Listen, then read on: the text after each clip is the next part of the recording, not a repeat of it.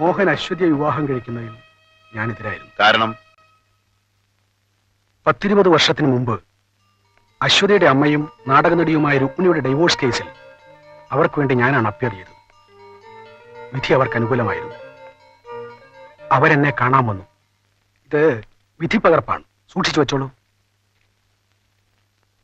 ഇതാ sir fees. ഫീസൊക്കെ ഞാൻ വാങ്ങിച്ചു കഴിഞ്ഞല്ലോ. എന്നാലും സാർ വേണ്ട, ആവശ്യമുള്ളപ്പോൾ ഞാൻ ചോദിച്ചു മേടിച്ചോളാം. ഡൈവോഴ്സും കിട്ടി, രുക്മിണി സ്വതന്ത്രയായി. ഇനി എന്താ പരിപാടി? ഞാൻ മദ്രാസിലേക്ക് പോവാണ് സാർ. അവിടെ ചെന്നാ വല്ല സിനിമയിലും ചാൻസ് കിട്ടും. മദ്രാസ് ചെന്ന എവിടെ താമസിക്കും? വല്ല പരിചയക്കാരുണ്ടോ? ഒരു കൂട്ടുകാരിയുണ്ട്. തൽക്കാലം അവളുടെ കൂടെ താമസിക്കാം. പിന്നെ ചാൻസ് ഒക്കെ കിട്ടുമ്പോ. എന്റെ അഡ്രസ് ഇല്ല കയ്യില്? ഉണ്ട്. എന്തെങ്കിലും ആവശ്യമുണ്ടെങ്കിൽ എന്നെ അറിയിച്ചാൽ മതി. അപ്പൊ ഞാൻ വരട്ടെ സാർ.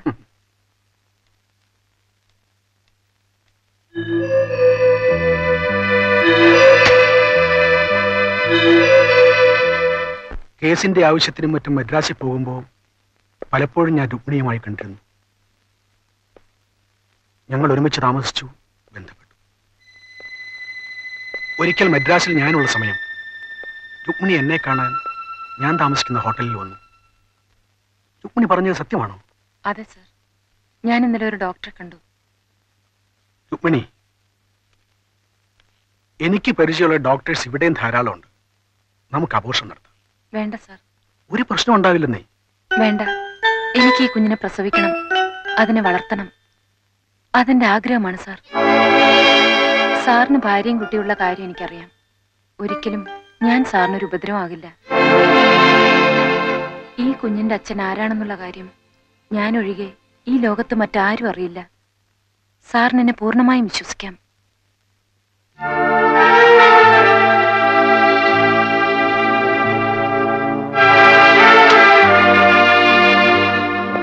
അതിനുശേഷം രുക്മിണിയെ 1-2 പ്രാവശ്യമേ ഞാൻ കണ്ടിട്ടുള്ളൂ.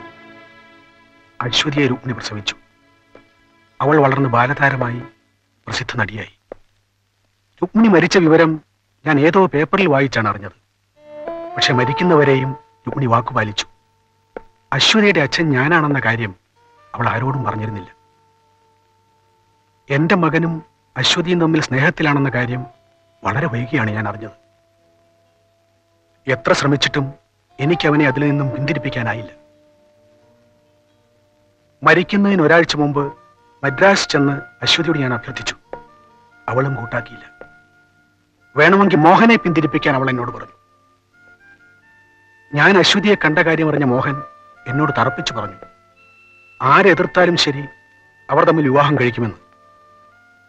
ആ വിവാഹം ഒരിക്കലും നടക്കാൻ അനുവദിക്കരുത്. അവസാനമായി അവളെ ഒന്നുകൂടി കാണാൻ ഞാൻ തീരുമാനിച്ചു. ഞാനൊരു കേസ് പ്രമാണിച്ച് തൃശ്ശൂർക്ക് പോയി. എത്ര വൈകിയാലും എനിക്ക് വേണ്ടി വീട്ടിൽ കാത്തിരിക്കണമെന്ന് രമേശനോട് പറഞ്ഞിട്ടാണ് ഞാൻ പോയത്.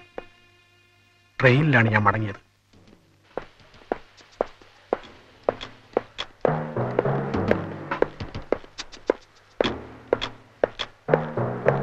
$87,152.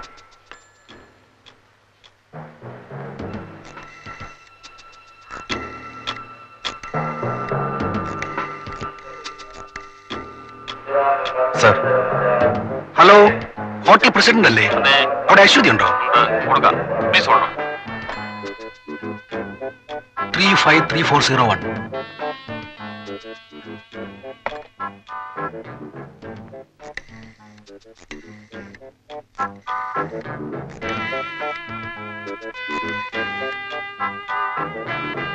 രമേശ് അല്ലേ? ഞാൻ ഹോട്ടൽ പ്രസിഡന്റിലേക്ക് പോവുക. നീ അങ്ങോട്ട് വാ. Quake.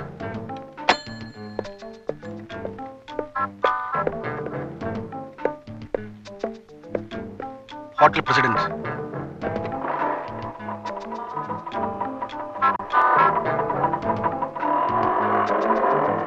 George Girinair. Joy BTH. Hotel president. എന്താ പേര്? Advocate SJ Nair. താനിങ്ങനെ എന്നെ അറിയും? എന്റെ ചേട്ടന്റെ ഒരു കേസ് സാറ് വാദിച്ചിട്ടുണ്ട്.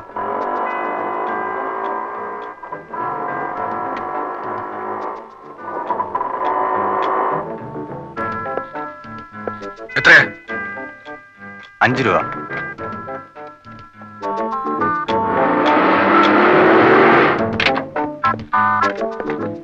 ആ താൻ എത്തിയോ?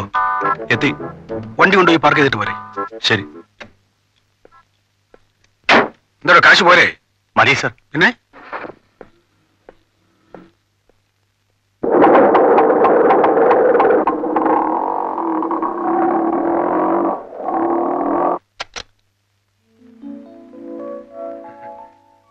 സാറോ?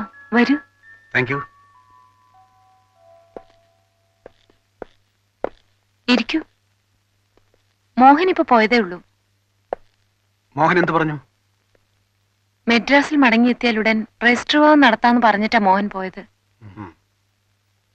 അശ്വതി എന്ത് തീരുമാനിച്ചു? എന്റെ തീരുമാനം ഞാൻ മെഡ്രാസിൽ വെച്ച് തന്നെ സാറിനോട് പറഞ്ഞതല്ലേ. നീ പിന്മാറില്ല അല്ലേ? മകൻ എന്നെ വിവാഹം ചെയ്യുന്നതിൽ സാറിന് എതിർപ്പുണ്ടെങ്കിൽ ആ കാര്യം മകനോട് പറഞ്ഞാൽ മതി. അല്ലാതെ നീ പിന്മാറില്ല? ഇല്ല.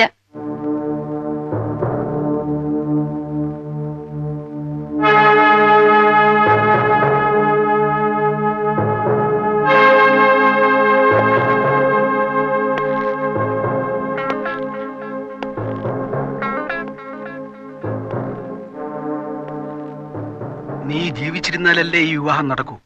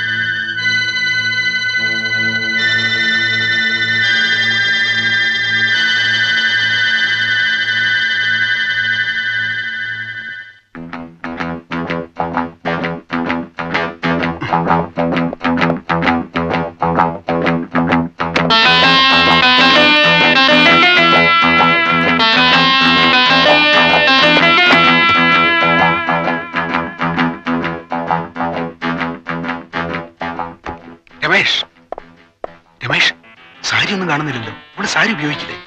ഞാൻ വാങ്ങിച്ചോണ്ടിരാ സാർ. ഈ സമയത്ത് എവിടെ കിട്ടും? ട്രാൻസ്പോർട്ട് സ്റ്റാൻഡിലൊരു കടയുണ്ട്.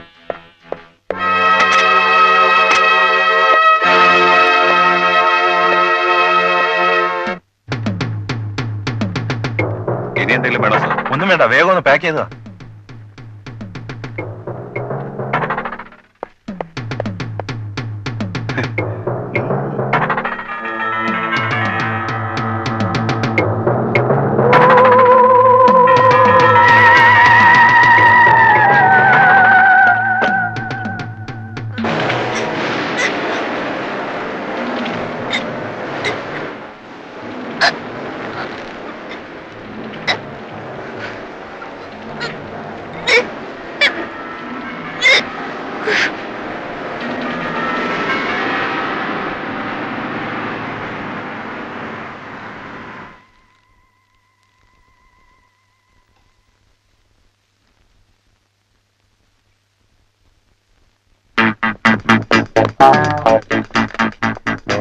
നീ പുറത്തിറങ്ങി പൊടി പൂട്ടിയിട്ട് താക്കോല ജനലിൽ കൂടെ അകത്തേക്ക് ഇടണം.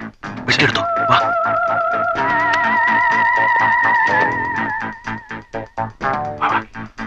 വാ.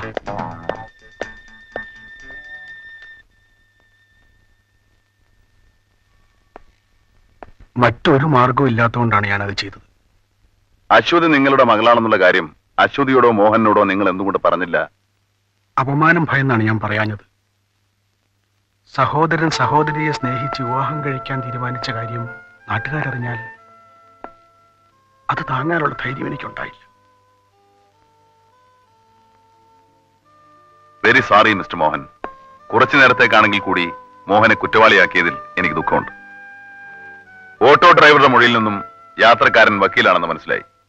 തുണിക്കടക്കാരൻ രമേശിനെ തിരിച്ചറിഞ്ഞതോടുകൂടി തെളിവുകൾ പൂർണ്ണമായെന്ന് ഞങ്ങൾ കരുതി. പക്ഷേ മിസ്റ്റർ രമേശ് ഞങ്ങളുടെ കണക്കുകൂട്ടലുകൾ മുഴുവൻ തെറ്റിച്ചു. വാദിക്കാനോ നിഷേധിക്കാനോ നിൽക്കാതെ രമേശ് കുറ്റം സമ്മതിച്ചു. കൂട്ടത്തിൽ ഗുരുവിനെ രക്ഷിക്കാൻ വത്സല ശിഷ്യൻ താൻ ഒറ്റയ്ക്കാണ് അശ്വതിയെ കൊന്ന് കെട്ടിത്തൂക്കിയതെന്ന് പറഞ്ഞു. ഞങ്ങൾ എത്ര ശ്രമിച്ചിട്ടും രമേശ് തന്റെ സ്റ്റേറ്റ്മെന്റിൽ തന്നെ ഉറച്ചു നിന്നു. He is very sincere to you. ഒരു സഹായി ഇല്ലാതെ ഒരാൾക്ക് ഒറ്റയ്ക്ക് ഈ കൃത്യം ചെയ്യാനാവില്ലെന്ന് ഞങ്ങൾക്ക് ഉറപ്പുണ്ടായിരുന്നു. ഒരുപക്ഷെ സഹായിയെ പിടികിട്ടാതെ ഈ കേസ് കോടതിയിലെത്തിയാൽ ആ കാര്യം കോടതിയിൽ ഉന്നയിച്ച് തന്റെ സീനിയർ തന്നെ രക്ഷിക്കുമെന്ന് രമേശ് വിശ്വസിച്ചു കാണും. അല്ലടോ? ഏതായാലും മകനെ രക്ഷിക്കാൻ അച്ഛനെത്തുമെന്നറിയാം. അറിഞ്ഞുകൊണ്ട് ഒരു കുറ്റവാളിയും രക്ഷപ്പെടരുതെന്ന് കരുതിയാണ് ഇങ്ങനെ ഒരു നാടകം കളിക്കാൻ ഞങ്ങൾ തീരുമാനിച്ചത്. Once again, I feel sorry for what has happened, Mr. Mohan. CBIയുടെ രീതി മനസ്സിലായോ? ഇപ്പോ കെട്ടിച്ചമച്ച കീറമാറാപ്പൊക്കെ ഇപ്പൊ തെളിവായി. 20 വയസ്സ് കഴിഞ്ഞ് ജീവിതം ആരംഭിക്കാൻ തുടങ്ങിയ ആ പെൺകുട്ടിയുടെ ജീവനേക്കാൾ പ്രധാനമാണോ വാർദ്ധക്യത്തിലെ കാലൂന്നിയ നിങ്ങളുടെ ദുരഭിമാനവും അന്തസ്സും? ഒരല്പം കരുണ നിങ്ങളിൽ ഉണ്ടായിരുന്നെങ്കിൽ.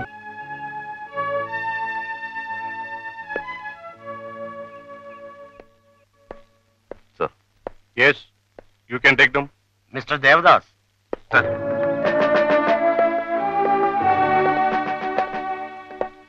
Take them. Sir. വരൂ.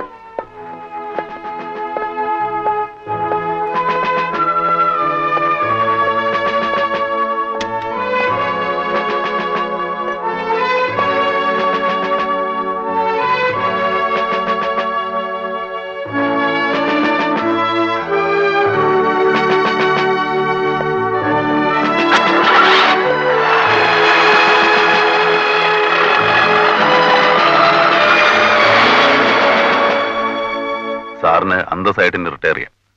Thank you, Setu. Thank you very much. Welcome. ചാവാൻ വിധിയുള്ള മുയലാണെങ്കിൽ ഇപ്പോഴും ചാവുമെന്ന് സാറിന് ബോധ്യമായോ?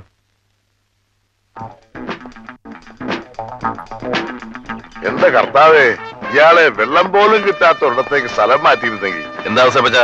അല്ല, ആ പിടികിട്ടാപ്പിള്ളി സുകുമാരക്കുറുപ്പിന്റെ കാര്യം ഇതുവരെ ഒന്നും ആയിട്ടില്ല.